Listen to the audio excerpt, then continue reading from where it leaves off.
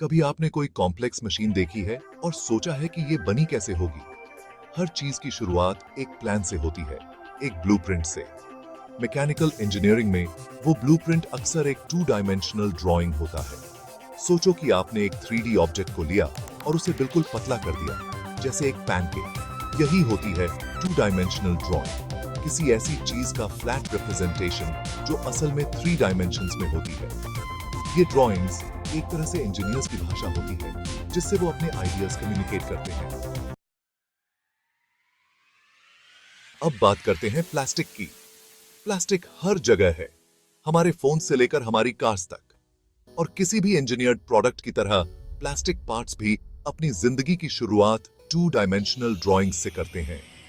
ये drawings specially plastic की unique properties को ध्यान में रखकर बनाए जाते हैं।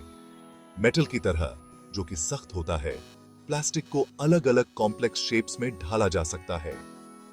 एक प्लास्टिक वाटर बॉटल के बारे में सोचो, उसमें कर्व्स होते हैं, कैप के लिए थ्रेड्स होते हैं और शायद एक लेबल एरिया भी होता है।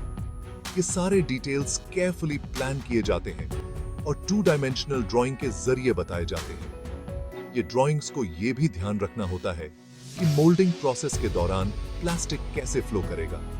इन्हें यह भी बताना होता है कि किस टाइप का प्लास्टिक यूज हो रहा है, क्योंकि अलग अलग प्लास्टिक्स की अलग अलग स्ट्रेंथ्स और वीकनेसेस होती हैं।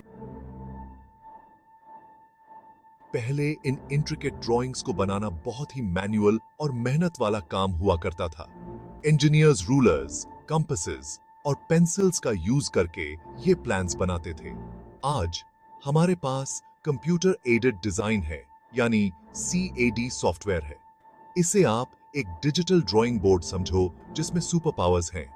CAD सॉफ्टवेयर इंजीनियर्स को टू डायमेंशनल ड्राइंग्स बनाने में मदद करता है, वो भी बहुत ही ज्यादा प्रिसिजन के साथ। ये ऐसा है जैसे आपके पास एक ऐसी पेंसिल हो जो कभी खत्म ना हो और एक ऐसा रूलर हो जो मिलीमीटर के भी फ्रैक्शन को मेजर कर सके। ये सॉफ्टवेयर डिजाइन को रोटेट भी कर सकता है, उसे किसी भी एंगल से दिखा सकता है और जूम इन करके छोटे से छोटे डिटेल को भी फोकस कर सकता है।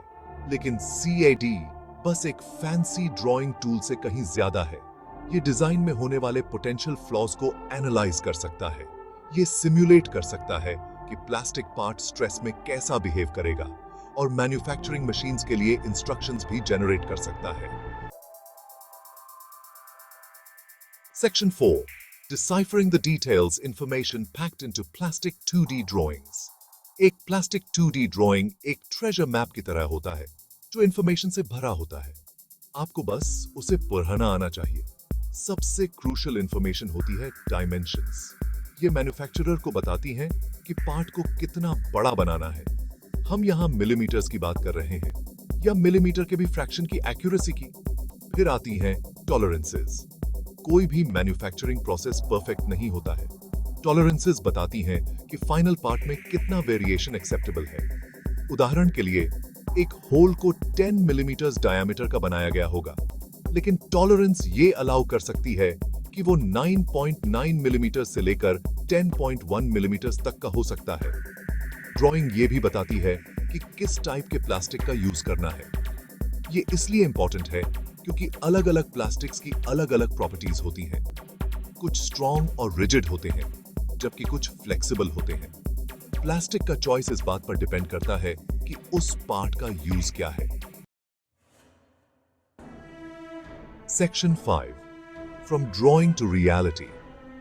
How 2D drawings guide plastic manufacturing.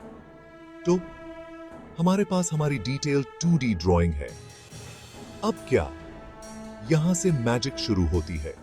इस ड्राइंग का यूज एक मोल्ड या 3D प्रिंटिंग के लिए एक गाइड बनाने के लिए होता है।